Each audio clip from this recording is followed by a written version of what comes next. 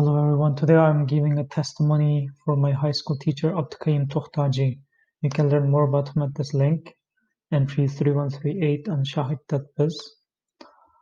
Who is Abduqeyyum Tohtaji? He was a very respected Uyghur language teacher at Xinjiang Experimental High School in Urumqi, so it is one of the top schools in our region. And he was also textbook editor, Gaokao text creator of Uyghur language tests.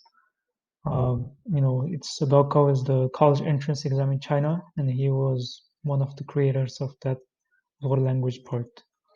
And he was very young, just 40 plus years old, and he was a resident of Urumqi, but he was originally from Khotan City. He was born and raised there.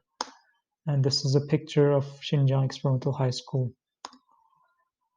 And I found a few pictures of him. This is taken in 2014. You can see he's very respected and handsome person. This was taken in 2011. And why and when was he detained? He was detained approximately at the end of 2016 or beginning of 2017, when the mass incarceration started, or right before that. And he was detained for, being an editor of a banned Uyghur language textbook. It is very similar reason as Yalkun Rozi's detention. He is one of the prominent writers that's still missing. And I confirmed that Abduqeyyum Tohtaji, my teacher, he is still missing as in October 2020, as of now. I confirmed it was my, high school classmates. But I couldn't figure out, it's still unknown if he's in the concentration camp or in prison. How can you help? You can help by calling Xinjiang Experimental High School and ask about his whereabouts.